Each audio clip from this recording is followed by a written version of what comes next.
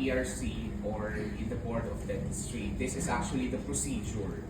Okay, ito yung procedure, proseso, step-by-step procedure. No, if someone files a case against you, an administrative case, this is the whole process. And in module 5 class, no, I provided there the different examples of complaint affidavit, counter affidavit, summons, di ba? Tama? Di ba nandun lahat yun? So para ma-picture out ninyo na ganito pala yung pwede kong ma-receive or pwede kong i-file kapag ako ay nakasuhan or ako ay nagkaso. Kasi class, no, not only your patients can file a case against you.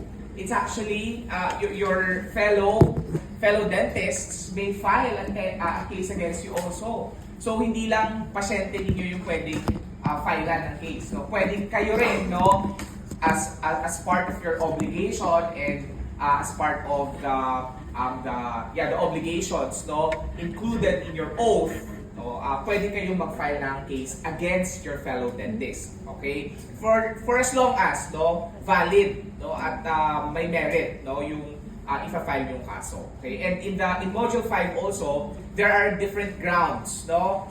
Grounds that were different grounds, no, that may be filed against a dentist. Okay? So, like we said, class, no, pag sinabi nating administrative case or administrative charge, the quantum of evidence for admin case is substantial evidence, no? Kung substantial evidence, medyo mababa siya kumpara dun sa pinakamataas na level o quantum of proof or quantum of evidence, which is the proof beyond reasonable doubt. Okay? So, mababa siya, mas mababa siya kaysa sa preponderance at saka clear and convincing, no, evidence. So, talagang once na merong nakitaan, no, na posibleng you are guilty of the act, then kayang-kayang matanggalan ka ng lisensya or ma-revoke yung license mo or masuspend ka from the practice of dentistry. Okay?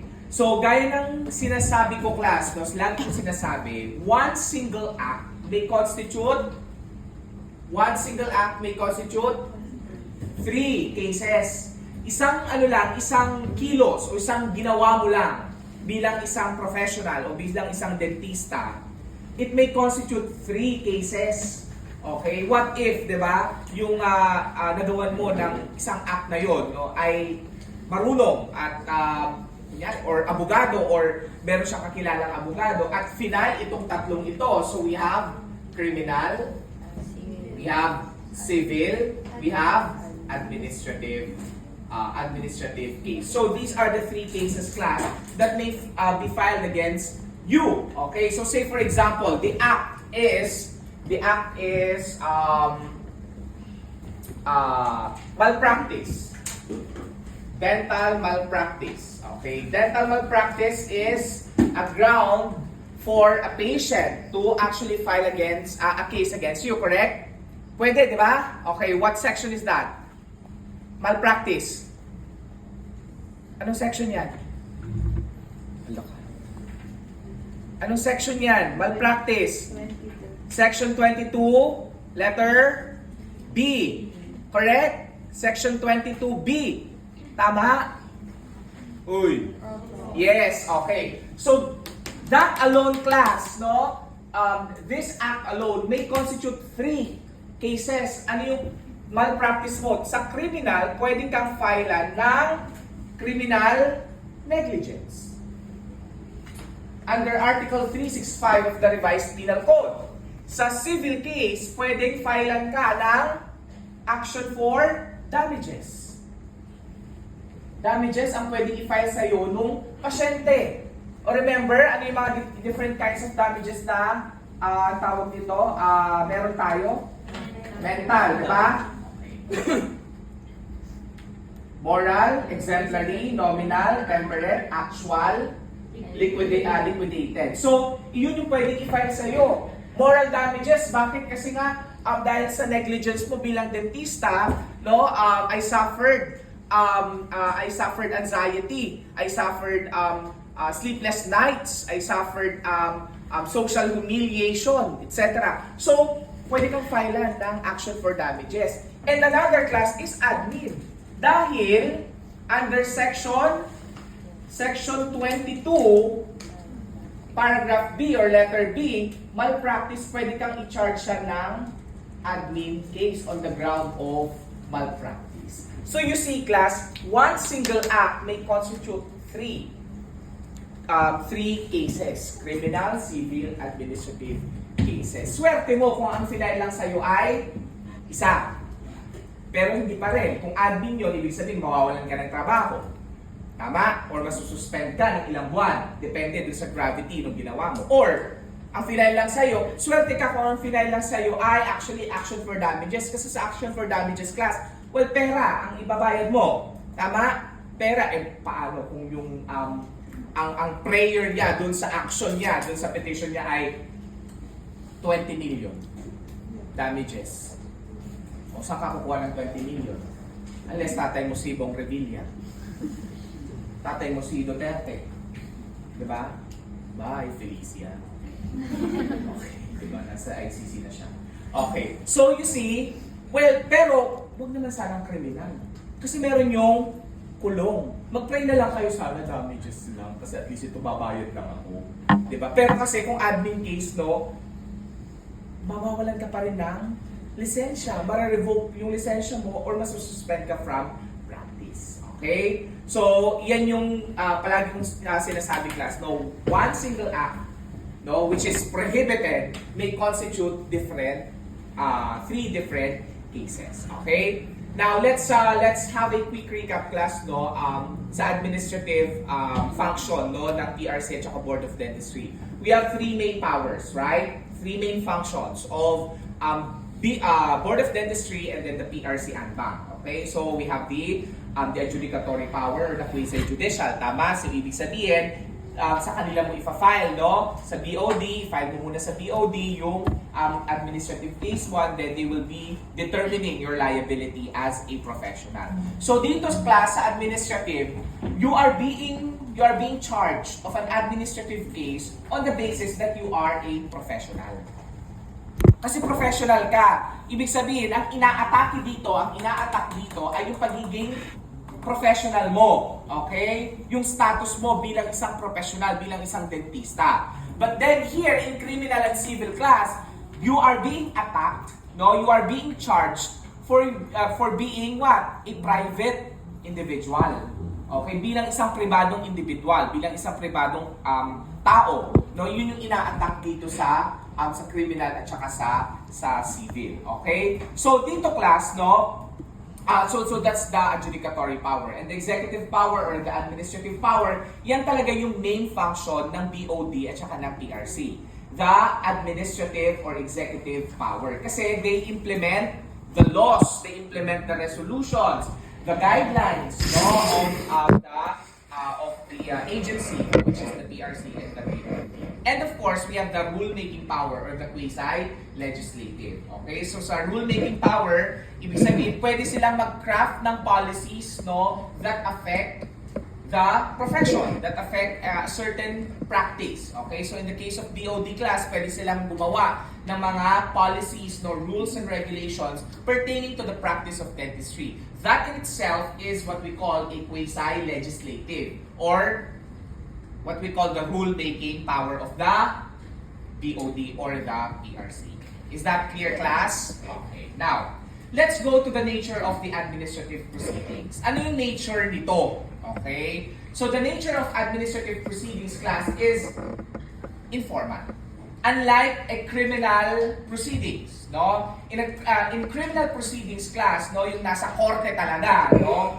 It's formal. Ibig sabihin, all processes, no, when you talk to the judge, when you talk to the staff, no, lahat yun, class, makikita mo yung finesse, yung propriety, yung civility, yung tawag nito, yung pagiging prim and proper ng lahat ng tao. Pagpasok pa lang ng korte, no, bawal kang mag-ingay, bawal mong i-switch on yung cellphone mo kasi pag switch mo yan, tumunog habang proceedings, no, may court proceedings, ay pwedeng i-confiscate yung cellphone mo at pwede kang patawan ng penalty ng judge. Okay? That's how formal, no, yung proceedings sa isang korte, sa criminal and civil proceedings, no. But then class, in administrative proceedings class, it's actually informal, okay? And even the language, no, is very informal. Unlike sa criminal and civil na napaka-formal, no, yung pagpapakilala pa lang ng abogado, no, napaka-formal na. Your Honor, I am Attorney Edward Ripari, appearing for the accused. Ganun ka-formal yung language. Unlike sa administrative proceedings class, very informal, no, para lang kayo nagmi-meeting. Okay? Para lang kayo nagmi-meeting, no, isang mahabang table, tapos nandiyan sa kabila yung complainant, nandito naman yung respondent, tapos nandito yung hearing officer. Ganun ka-informal yung proceedings, no, sa administrative proceedings. So it's not a trial type or a court type. Okay? Kasi nga, mababa nga lang naman yung quantum of evidence, di ba? Substantial evidence lang siya. Okay? Why? Bakit siya informal class? Because yung determination ng guilt nung respondent, yung kinakasuhang professional, no? In our case, no, the dentist, ay ang dinedetermine lang naman dito class is yung liability niya as a professional. That's why it is informal.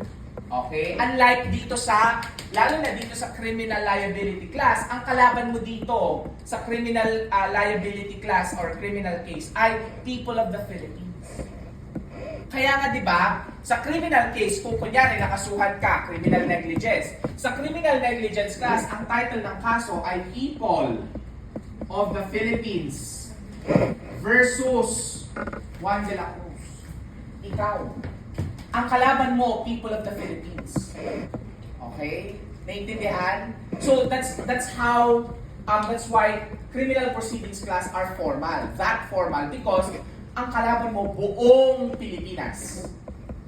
Buong lahat ng mga Pilipino. Why? Sir, bakit people of the Philippines ang kalaban ng isang accused, ng isang akusado?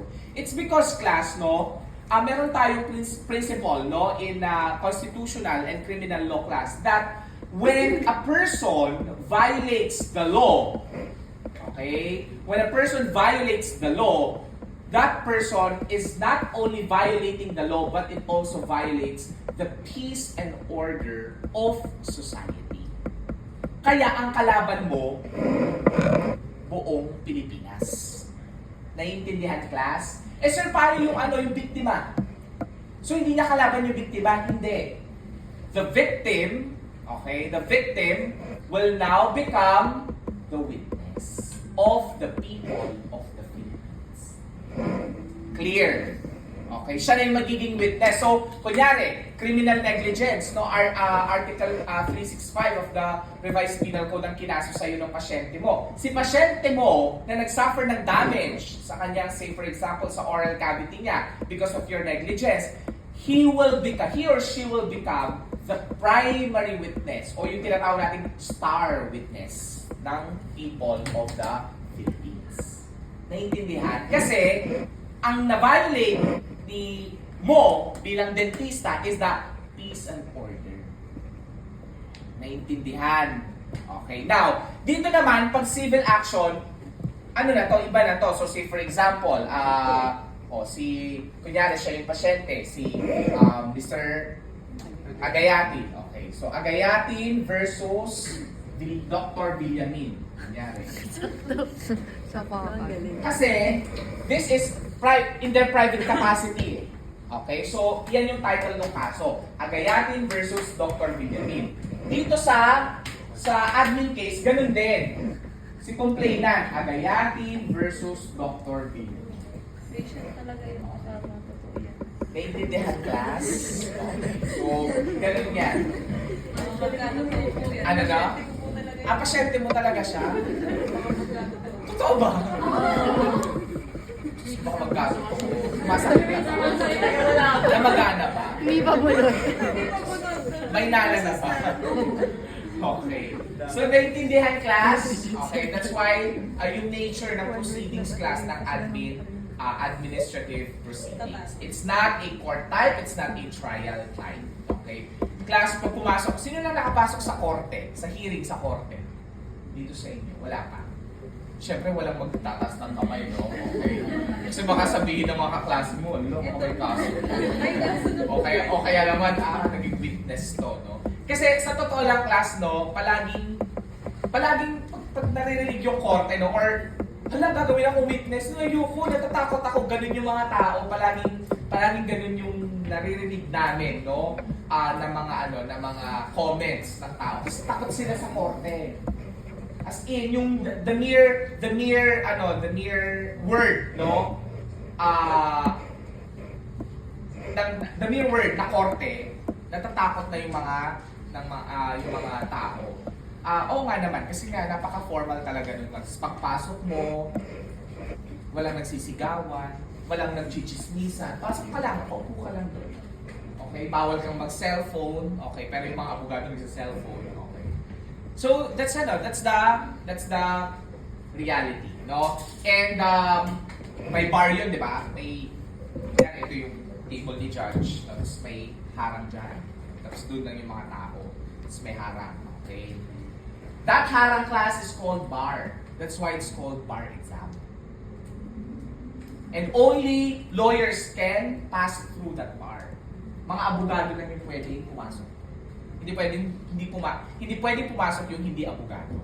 Kaya tinawag na bar exam. At saka yung accredited organization na, di ba may accredited organization kayo, APO, di ba? The PTA. Kami may accredited din kami, APO din, which is the Integrated Bar of the Philippines. Bar ang tawag.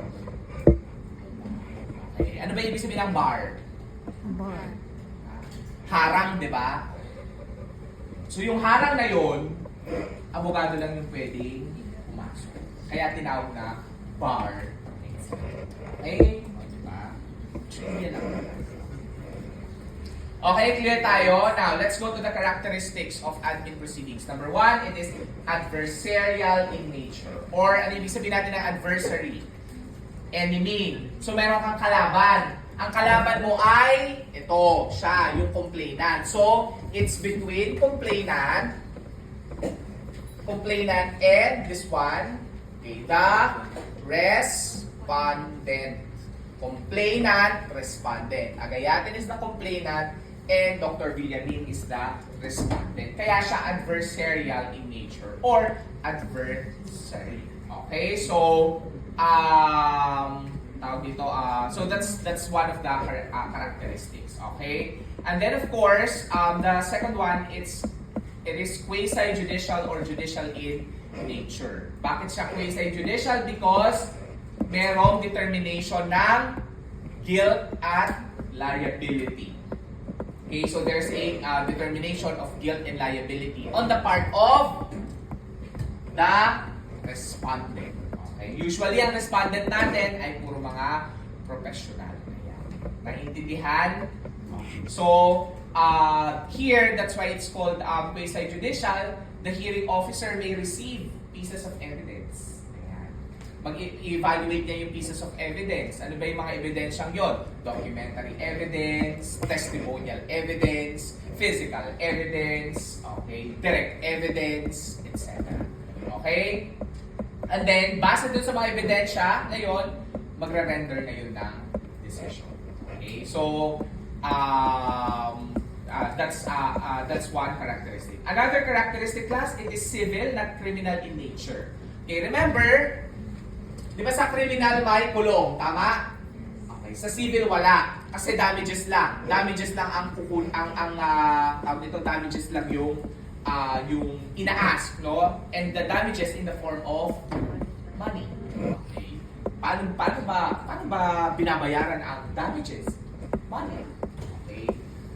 And you are not really, okay, while it is money, okay, while it is money that is being paid to you, but sa civil class kasi, the main intention, the main objective why you are filing a civil case is because a right has been wronged.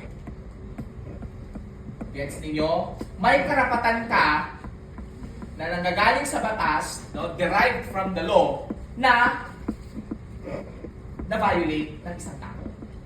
And in order for you to get justice, you will file a case. You will file a civil case.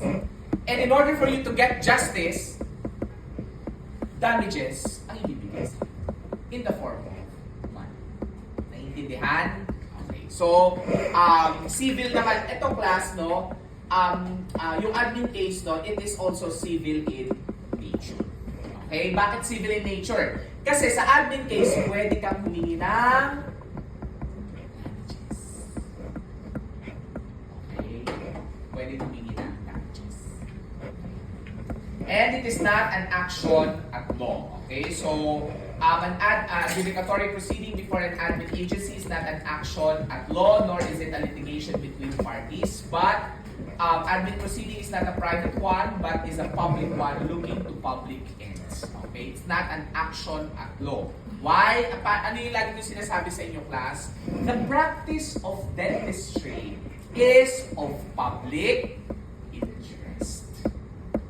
Okay? The practice of dentistry is of public interest. Therefore, class, may karapatan ang publiko na malaman kung ano ang nangyayari sa estado ng practice of dentistry sa Pilipinas. Naiintindihan, class? Because, again, the practice of dentistry is of public interest. Okay? It concerns the public. Why? Because you are part of the healthcare system. Parte kayo doon. So therefore, the public must know and the public should know. Naiintindihan ko ba? Okay. Now, what is the right to due process? Okay. Is the right to due process applied in administrative proceedings? Yes. Sa lahat naman, in all types of cases, criminal, civil, administrative, due process, the right to due process, is very vital. That if the tribunal, the judge, the hearing officer, the one who is going to decide the case, does not observe the right to due process, then the decision is void. The decision is invalid. The decision is illegal. Okay? Pag na-violate yung, remember class, that the right to due process of law, or due process in short, no? This is enshrined in our, what? Bill of Rights, di ba? Article 3, Section 1. Okay, anong nakalagay dun sa Article 3, Section 1 natin? No person shall be deprived of life, liberty, and property without due process of law. Nor shall any person be denied the equal protection of the law. So, napaka-importante. Alam niyo, I think nabanggit ko na sa inyo ito, di ba? Sabi nga ni former senator, the late former senator, Miriam Defensor Santiago, di ba? Nabanggit ko na sa inyo. Tanggalin mo na lahat yung nasa constitution natin, yung 18 na yon. Tanggalin mo na lahat. Itira mo lang itong Article 3, Section 1. Buhay na ang constitution. Which is very true, class. Because Section 1, Article 3 talks about two very important constitutional precepts. Okay? And that is the right to due process and the right to equal protection of the law. Dalawa, kahit itong dalawa lang to ang matira sa mga karapatan ng mga tao, buhay na buhay ka na. Bakit? Kasi nga, hindi ka pwedeng i-deprive ng buhay mo. Hindi ka pwedeng patayin ng hindi ka, kung may death penalty, di ba? Hindi ka pwedeng litisin ng walang due process. Hindi pwedeng tanggalin yung property mo. Hindi ka pwedeng, they will deprive you of your property. Okay? And your life, property, and ano isa? Liberty. Okay. Shall be deprived of life, liberty, and property. Ano ba yung liberty? Freedom. So, kahit na ito lang yung matira sa constitution natin, mabubuhay ka na. So, going back class, no, if the hearing officer in the tribunal, no, in the admin agency, say for example the PRC or the Board of Dentistry, denies any of the party, either the complainant or the respondent class, pag na-deny sila ng due process, anong mangyayari? The decision is void. Ano yung ibig sabihin ng void? Illegal, invalid. Naintindihan. Pag nag-deny ka ng due process. Ano ba yung due process? Due process class, kailangan mo ng dalawa. Napaka-importante. Two aspects ng due process. Notice and hearing. Okay? Notice and hearing. You should be notified that a case is filed against you. Okay? And then afterwards, you should be heard. Okay? Notice and hearing. Ito yung dalawang two important aspects of the right to due process. The notice and the hearing. Diba sabi nga sa ancient Rome. Kasi dito nang galing, no? Dito nang galing yung konsepto ng right to due process, no, sa ancient Rome. Hear me first before you condemn. Pakinggan mo muna ako bago mo ako usapin. Doon nang galing class yung konsepto ng right to due process. Hear me first before you condemn. Okay? Naintindihan? So, and yun nga, i-notify mo ako. Pag hindi ka na-notify, so how are you going to be notified? Sa admin case, how are you going to be notified? Summons, di ba? Tama? Summons. Okay? So you're going to be notified through summons. Summons, singular, di ba? Summonses, plural. Okay? So summons is a writ or an order informing the respondent, okay, that a case is filed against you or against him or her. Naintindihan, summons ang tawag natin doon. Clear? I'm sorry. Clear? Okay. Now, sa subpoena naman, it's the difference between summons and subpoena. Subpoena is an order requiring you to appear and testify. Tama? Okay, may dalawa tayong klase. Subpoena ad testificandum and subpoena duces tecum. Okay? O, clear tayo?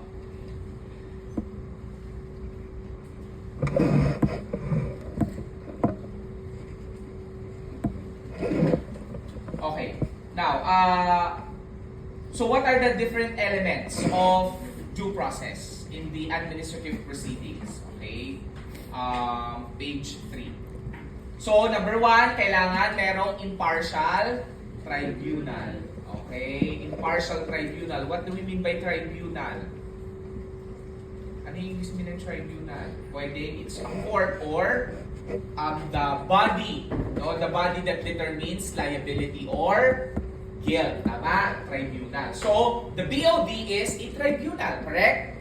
The PRC and bank is a tribunal. Okay? So, kailangan impartial ito. Okay? Impartial. What do we mean by impartial? Fair.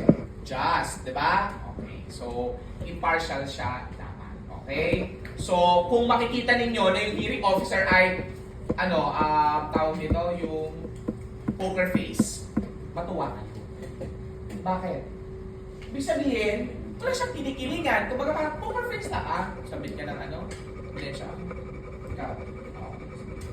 Pag poker face siya, ibig sabihin, di ba? Kasi pag minsan kasi yung too much smiling, di ba? Yan. Di ba? Yung parang baka mamaya, pinapabura niyo yung isa. It will mean something kasi no? It will be interpreted differently, no? So, mas maganda na lang na poker face yung officer, no? Yung magde-decide. Okay. Number 2, or letter B, no? Sinabi ko na sa inyo, you should have the opportunity to be heard and you should be given the due notice. Okay, yung due notice. And what is that notice? It could be, that is the summons. Na merong kaso. Uy, may final na kaso sa'yo. Anong gagawin? Dun sa summons din, di ba? Anong page yung example ng summons? What page is that? Yung summons. Example. Page 10. May nagbabasa. Ha? Page 15. Oh, page 15. Oh, puntahan yung page 15. Oh, nakita yung summons? Nakita yung summons? Yes. Oh, ayan. Diba? Anong nakalagay dyan? Greetings. Greetings. Okay. Okay. Greetings. So, nakalagay dyan. You are hereby required within 15 days from receipt of this summons to file with this board and serve on complainant your verified answer or counter affidavit. Okay, ganito yan class yung proseso. Once na merong nag-file ng complaint in the form of complaint affidavit, final sa BOD, si BOD mag-i-issue ng summons requiring you to file your counter affidavit or answer. So, i-answer nito yung allegations na nandoon sa complaint affidavit. So, ganyan yan. Okay? Para i-counter mo. Di ba merong complaint affidavit dyan? Di ba? Tapos merong counter affidavit. Di ba? O, basahin nyo yan. Ganun pala. Tina-target, no? Ina-attack each allegation. No? Each allegation of the complaint affidavit. Okay? Sana naman, di ba, hindi kayo maka-receive in the future ng summons. Ano? Okay, pero at least alam ninyo, okay, na ganun pala yun. And then of course, the procedure at the hearing must be consistent with the essentials of a fair trial.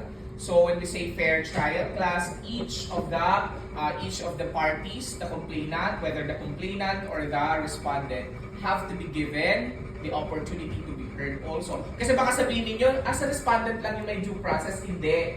Pati syempre si complainant may due process din yan. Okay? So both parties have to be given no, the right to due process. Okay? And then of course, the proceedings must have been conducted in such a way that there will be opportunity for a court or the body to determine whether the applicable rules of law and procedure were observed.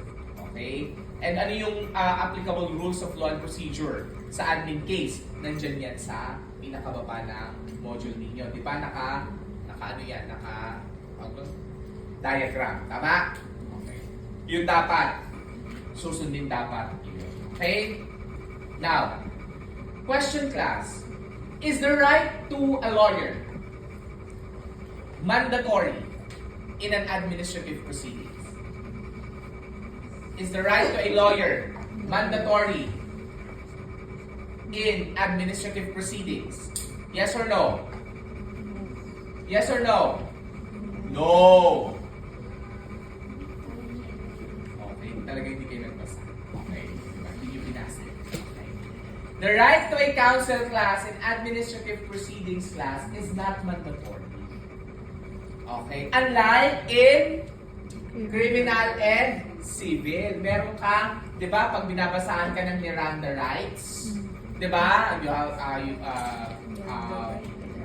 You have the right to remain silent, okay? And you have the right to a counsel, and if you cannot provide yourself of a counsel, then the government will provide one.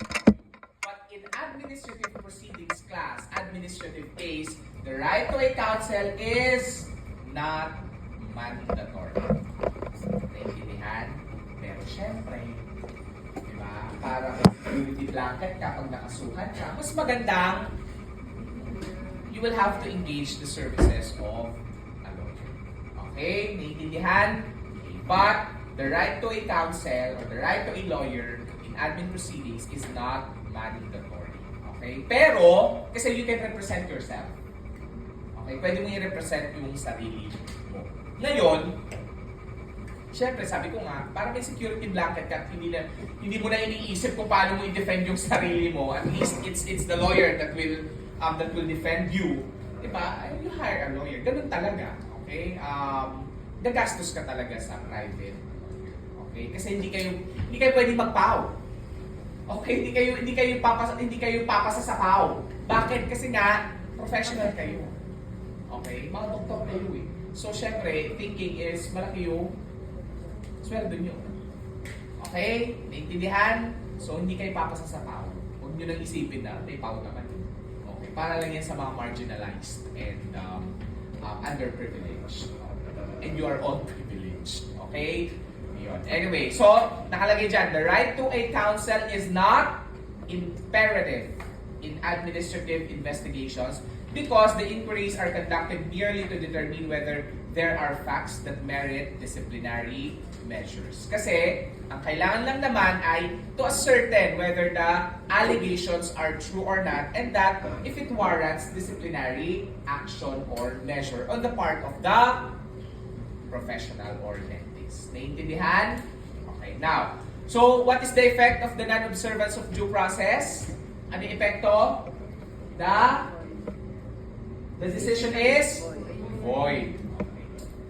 Decision is void. Okay, now, ano yung mga grounds for administrative proceedings for dentists? Okay, so, under Section 21 of Philippine Dental Act of 2007, the board may refuse to issue COR to any successful examinee or to any examinee registered without examination based on the following grounds. Number 1, tatlo, you are declared unsound. Ano ibig sabihin ng declared unsound? Mentally unstable. But you should be medically and legally declared unsound. Hindi lang yung sinabi, baliw yan. Nakita mo lang pinakausap sarili, di ba? Baliw yan, dentist lang yan, pinakausap sa sarili niya. Hindi ganun yung, konsepto ng unsound mind, ha? It should be medically and legally declared. Kung sabihin mo, nakikita ko nga po yan, eh. Kausap niya sarili niya, eh. Baliw yan, eh. Hindi ganun yung konsepto ng unsound mind. Okay? Number 2, ayan, guilty of immoral or dishonorable conduct. Okay, ano ba yung mga immoral or dishonorable conduct? Immoral, ayan. Sige, sabi ko nga sa inyo, ayan. Yung mga Pagkakabit. about immorality, nakikipagkabit sa may asawa. Diba? Alam mo na nga may asawa, nakikabit ka pa. Okay? Or, alam mo na may asawa ka,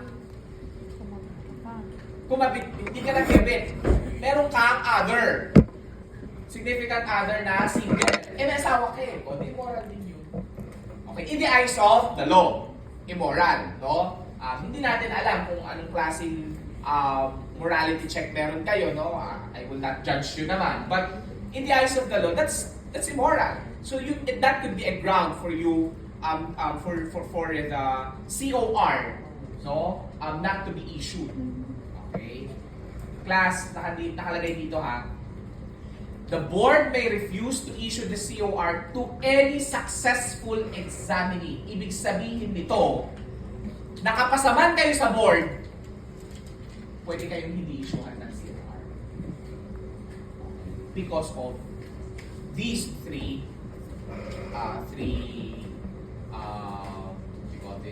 grounds.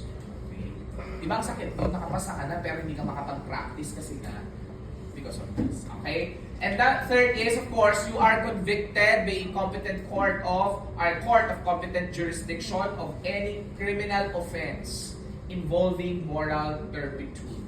Ano po ba ibig sabihin ng moral turpitude, class? Ano ibig sabihin ng moral turpitude? Ano ibig sabihin ng moral turpitude? Moral turpitude includes, hindi nagbabasa, everything which is done contrary to justice, honesty, modesty, or good morals. It involves an act of baseness, vileness, or depravity in the private duties which a man owes his fellow men, to society in general, contrary to the accepted and customary rule of right and duty between man and woman, or conduct contrary to justice, honesty, modesty, or good morals. So, example, scandal. Video scandal. Diba? Because that is contrary to what? Anong contrary yan? To accepted and customary rule of right and duty. Kaya nga 'di ba si Hayden ko, 'di ba, nawalan ng lisensya, tinanggalan ng lisensya because of the scandal involving two women. 'Di ba?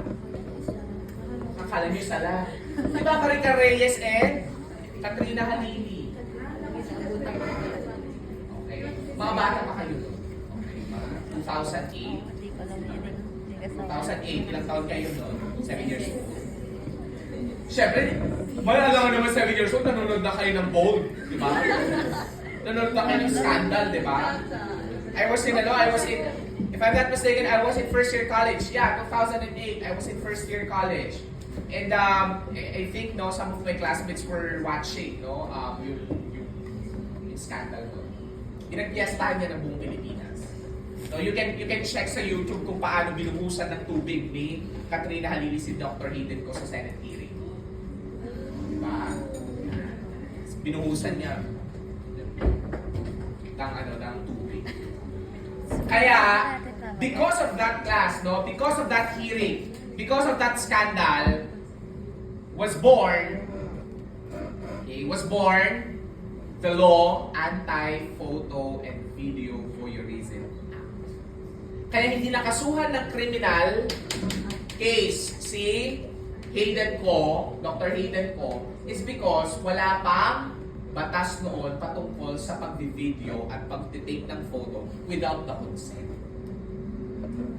Okay? So, because of that, nakagawa ng batas which is the Anti-Photo and Video Voyeurism Act.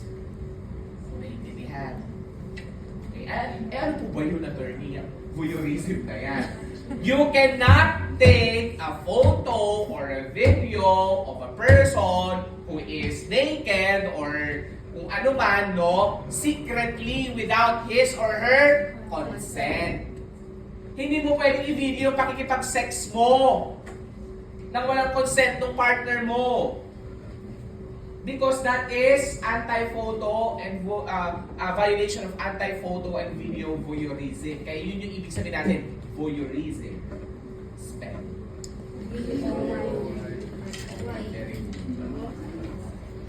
Intindihan? Hindi mo pwedeng ano yung video. Tsaka, I don't see the rationale behind that taking the video and photo of you having sex with your partner. I know 24 na kayo, 23, 22, kaya huwag kayong okay, huwag niyo ako sumbong. Bakit sex education yung But anyway, no, I don't see any reason. Bakit? Diyos ko, para next time, okay yung performance mo?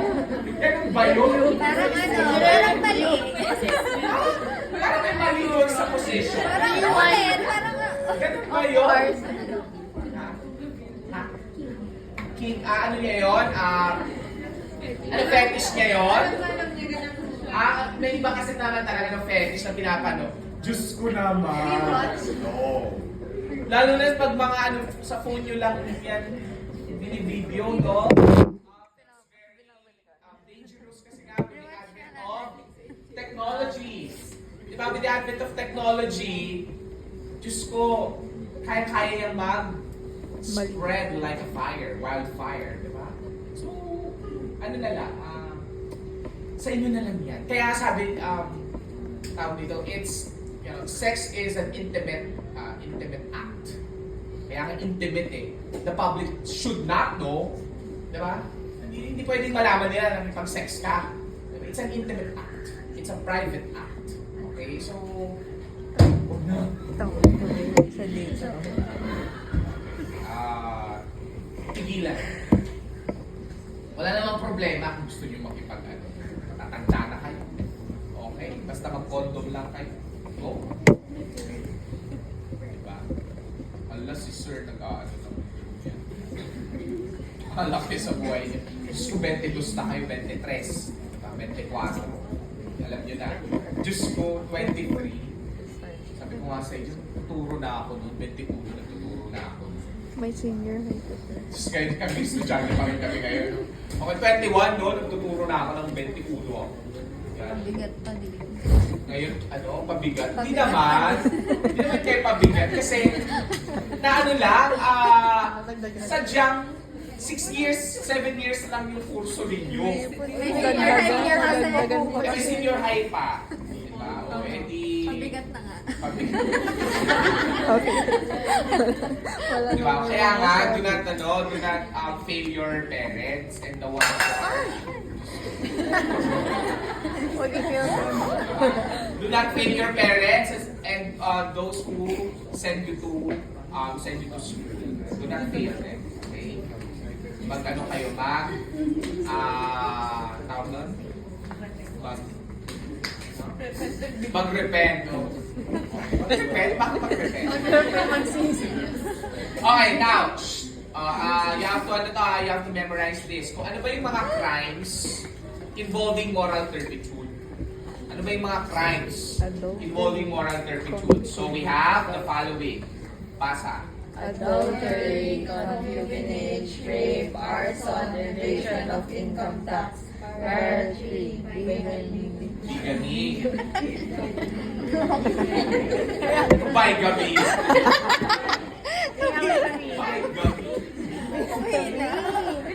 Hindi yung bigamy. Biglang umina, siguro na meron kay bigamy. Bigamous marriage. Okay. Oh. Blackmail. Blackmail. Bribery, criminal conspiracy, smuggle opium, dueling in bedroom, and extortion. Anong dueling? Duet. Oh, embezzlement. Embezzlement. Libel, making fraudulent proof of loss of insurance contract, murder, mutilation of public records, fabrication of evidence, offenses against pension laws, perjury, seduction under promise of marriage, estafa, falsification of public document, estafa through falsification of public document. O, ayan. Mga ano, tawag dito, mga estapadora dyan, ha? That's a crime involving moral turpitude. Okay. Ano pa? Oh, libel. Oy, libel, ha? Okay, kung ano nang pinupost dyan sa social media, na libelous against another person. Pwedeng ano yan, pwedeng ground yan. Okay? Ano pa? Seduction under promise of marriage. Okay, o boys. Okay, ha? Do not seduce someone under the promise of marriage. Okay. Yan. Okay. So, ayan ha, sa unsound mind ha, a dentist was declared legally and medically incompetent due to severe mental illness. Okay, this presupposes that he is legally and medically declared as unsound mind. Okay, as one. Okay? So ano yung mga grounds natin? Section 2 and 22 enumerates the grounds for revocation or suspension of COR, unprofessional and ethical conduct, malpractice, incompetence, so on and so forth. Willful destruction or mutilation of a natural tooth of a patient. Ang na-extract mo ay yung healthy, not the yung isa dapat, di ba? Kasi bangag-bangag ka, nagwalwal ka, tapos kinabukasan mali yung bilang. Okay, sige. Okay? O, ito class ha, making false advertisements, publishing or circulating fraudulent or deceitful allegations regarding your professional attainment. Nilagay mo doon na may MA ka or FMA, may MS in dentistry ka na wala naman, that is fraudulent regarding your professional attainment. Your skill or knowledge, no? Kasi di ba, when you pass the board exam class, what will happen next, di ba? Meron pa yung mga specializations, di ba? And you will have to undergo 6 month training, o kaya naman ay 1 year training, etc. So, hindi mo pwedeng ilagay doon, no? Ilagay yung tawag dito, specialization mo nang hindi ka naman nag-undergo ng training. Okay? Clear tayo? Lagay mo na lang, general dentistry. Okay. O alcoholism or drug addiction. Ayan yung mga nagda-drugs dyan, ha? Alam nyo, nung diniscuss ko to, nung drugs, sabi ko, alcoholism or drug addiction. Right after ng klase na, may lumapit sa akin, estudyante, sa Manila. Then parang sabi niya na ano daw siya, na kinabahan siya nung binanggit ko yung drug addiction. Because she is drug addict. Oo, babae. No? Inamin niya sa akin. Sabi niya, kasi, sir, parang gusto lang niya, sabi ko, ano ka ba? Ang tawag nito? Hindi ko naman pwede, addict ka ba? Hindi ko namin. Hindi ko naman pwede sabihin, addict ka ba? Sabi ko, kasi inamin na niya addict siya eh. Okay? But sabi ko, bakit mo siya ginagawa? Sabi ko. Tapos sabi niya, wala, nagkakatuwaan lang sila sa with friends. No? Ayan. So, tapos gusto niya laging, parang kasing high siya, gano'n. No?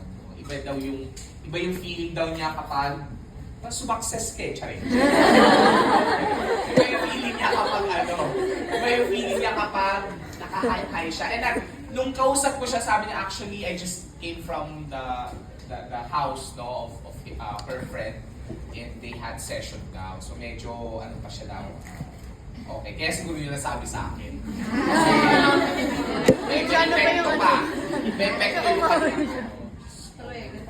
Ayun. So, sabi ko, saan mo kinukuha yung mo? Ilalaglag pa eh. Ilalaglag. Sabi na, recruiter pala. Kaya saan niya kinukuha yung pambili? Mas lagi daw sila dyan sa BGC, no? Sa Silo, dyan daw sila. Tapos afterwards, may mga party pills pa siyang ecstasy party pills na tinitake. Sabi ko, huwag mo naman masyado, ma-overdose ka, mamatay ka. Di ba? Masyado. Masyado lang.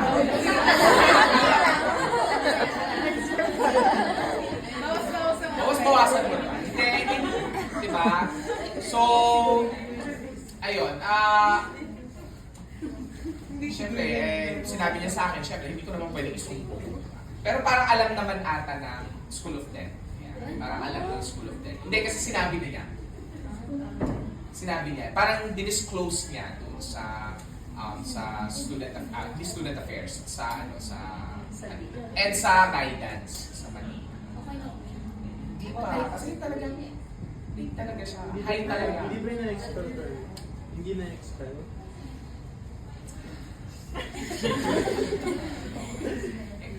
Dapat expulsion eh. Siyempre, kailangan si Siyempre, kailangan ng CEO ng pera pampasweldo sa mga science teachers. Hindi, wala na. Diba? Okay. Ayun. Oh, dito ba may addict ba dito? Ito po. May addict ba? Ito po. Kaya ano na lang, alcoholic. Ito rin po. Marami. Marami, no? Baliwan. Okay lang yan naman, pag ano lang, okay lang naman mag-inom ng in moderation. Ha? Hindi ka ba nakakawa sa akin? Ito po. Sting, tsaka gin. Okay. Oh. Tumahapon pa. Now, how is dental malpractice defined? Could you please read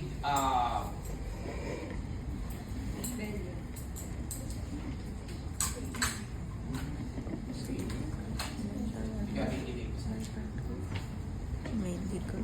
by analogy, the term page used by the 6. medical profession may also be adopted in dental malpractice. The Supreme Court defines medical malpractice. Medical malpractice used by the medical profession may also be adopted in dental malpractice. The Supreme Court defines medical malpractice as a particular form of negligence which consists of in the failure of a physician or surgeon to apply to his practice of medicine the degree of care and skill which is ordinarily employed by the profession generally under similar conditions and in like surrounding circumstances. In order to successfully pursue such a claim, a patient must prove that the physician or surgeon either fails to do something which are reasonably prudent Physician. physician or surgeon would have done, or that he or she does something that a reasonably prudent physician or surgeon would not have done, and that the failure or action cause injury to the patient. So that's the definition of medical malpractice in the context of dental malpractice. May ginawa ka o hindi ginawa na dapat ginawa mo o hindi mo ginawa. Ayan. At ang cause ng damage sa pasyente. Okay, that's dental malpractice. Okay? So, how can a dentist be liable for how is the ground of alcoholism and drug addiction, no? A ground for an administrative case. Kapag yung alcoholism mo at drug addiction mo na ay nagko-cause ng effect or naapektuhan na yung competence mo bilang dentista. Okay? Clear? Okay, now, what is this doctrine on conclusive finality and administrative decision? So, it is defined as the comity that courts extend to the executive branch. Remember class, PRC and BOD is under executive. Right? Okay. So, under siya ng executive department. Okay. So, and the recognition of the expertise of admin agencies in dealing with particular questions of fact. Simply put, the appellate court may defer to the factual findings of the administrative agency due to comity. Ano ibig sabihin doon? Say for example, sa BOD, okay? Yung findings ni BOD, the Board of Dentistry, doon sa kaso, okay, dahil sila yung may expertise doon sa practice of dentistry, pakisabihin.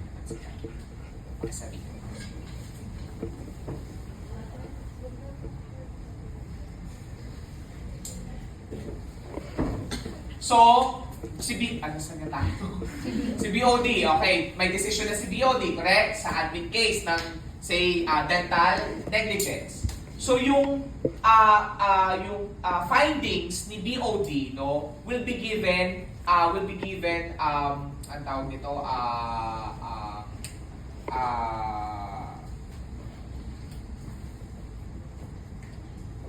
nawala ako. Will be given, tawag nito, wala dito eh. Limutan ko yung term. Will be given,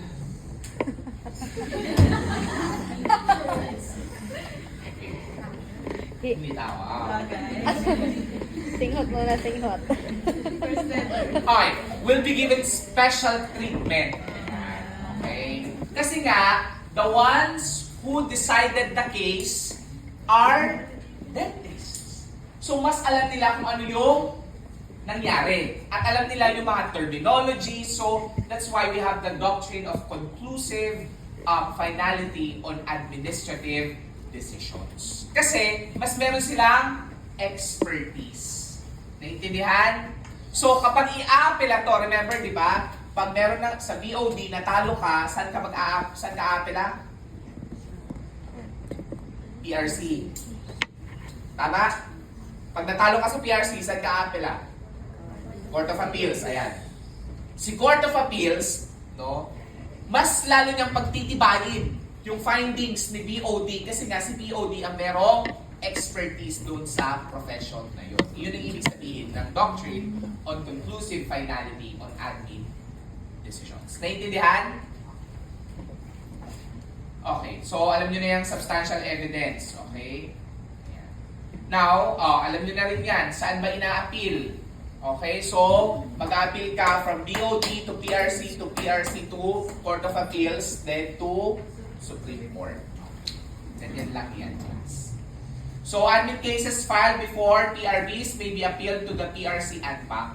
Okay, and then the decision of the PRC ANBAC may be then appealed to the Court of Appeals by way of PETREV. Okay, so petition for review under Rule 43. Ayan. So, ayan, consider this scenario. Could you please read?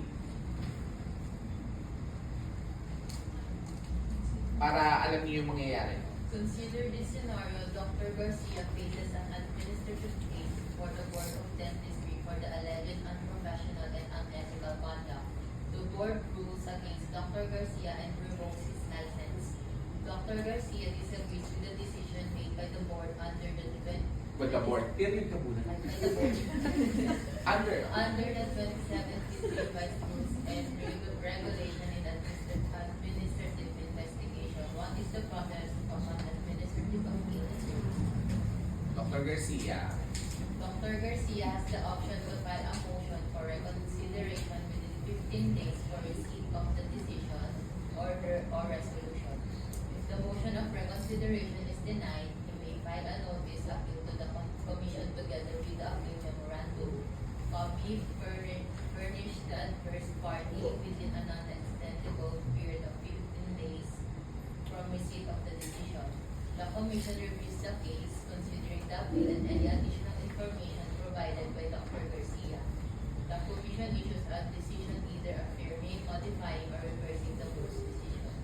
If Dr. Garcia remains dissatisfied with the decision of the Commission, he has the right to further appeal to the Court of Appeals by the way of the petition for review under Rule 43 of the Rules of Procedure. Okay. Nakita yung yung paano i-apila? Okay. So, pag natalo ka sa BOD, gawin mo muna mag-MR, tama? Uy, mag-MR. Pag na-deny yung MR mo, saka ka mag-appeal kay PRC. Kay PRC, mag-MR ka ulit. After ng MR, saka ka na mag-Court of Appeals. Naintindihan po? Okay. Okay. Now, 2017 revised rules and regulations in admin investigations of the PRC. Okay? So, what is the process? Go to page 9. That's the process. Okay? Ayan, sinamarize ko na dyan yung proseso. Ayan, nandiyan na yung illustration. Illustration ng process. So, number 1 process is filing of complaint affidavit. Okay? In affidavit class. Affidavit. Okay? Okay. Affidavit kasi, di ba?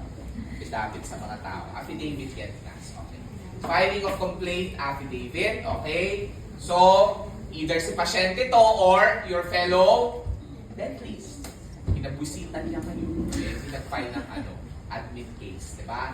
Okay. Then, after that, anong gagawin? The hearing officer, he or she will determine if there is a probable cause o ito yung tinatawag natin na preliminary determination. Does the complaint affidavit have a leg to stand on? Yun yung preliminary investigation at preliminary determination.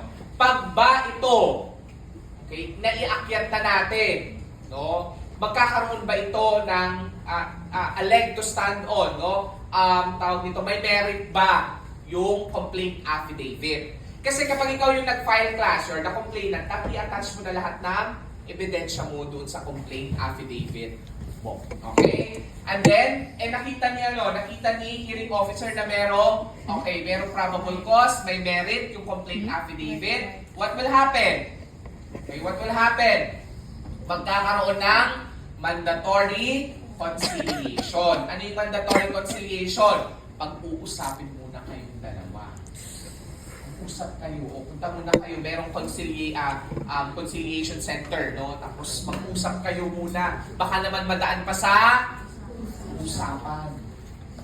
Okay, usually sa usapan na yan, no? O sige, iurong ko yung kaso. Iyaran mo. Diba? Ganun lang yun. Okay, edi tapos, Siyempre, mag-give in si ano, di ba? Dentist, ayoko na. Ang daming pagdadaanan, no? 3, 4, 5, 6, 7, 8. Diyos ko, di ba? Maapektuhan din naman yung practice mo. Maapektuhan din yung karera mo, di ba? So, kaya may mandatory conciliation. Okay? O ngayon, the mandatory conciliation did not work. It did not prosper. So what is the next step? Ayan na. So servant ka na ngayon ng summons. Okay. So sa summons class, it will now be stated in the summons that a case is filed against you. Although nasabihan ka na sa mandatory conciliation. Okay, clear? And then afterwards, you will be required to file an answer or counter affidavit. So, yan na yung application ng due process. You are notified, and now, susunod na yan ng yung hearing. So, after that, magkakaroon ng pre-trial. Okay? Pre-trial. Ibig sabihin, ano ba yung pre-trial? Ilalagay doon, mandatory yan ha. Ang pre-trial class, mandatory yan. So, ilalagay mo doon yung tawag nito, stipulations, no? Kailan ang hearing, okay? Stipulations, the hearing, okay? Ano yung mga tawag nito, the schedule of hearing, okay? Kumbaga, class, yan yung magiging blueprint ninyo all throughout the process of hearing, yung pre-trial. So, pre-trial is mandatory. Kaya nga pre-trial. Bago mag-trial, pre-trial muna. O ano yung mga ebidensya na ilalagay dun sa pre-trial? Ano yung mga ebidensya ninyo? O ano yung mga ebidensya mo? O ikaw, ano yung ina-admit mo dito? Ikaw, ano yung ina-admit mo? O kailan yung hearing natin? So on and so forth. Iyon po yung pre-trial. Naiintindihan? Okay. The next, trial na or hearing. After that, decision. And then, pag sa decision, pag hindi mo gusto, mag-MR ka, motion for reconsideration. And then, pag na-deny ulit, diretso ka ng PRC and back o yung commission. Okay? Then after that, appeal to the Court of Appeals. O, yan yun ha. Nandyan na. Kahit hindi nyo napasahin yung buo dyan. Basahin nyo na lang kung paano, ganito pala yung complaint affidavit. Ayan, ganyan pala yun. Ganyan lang yun.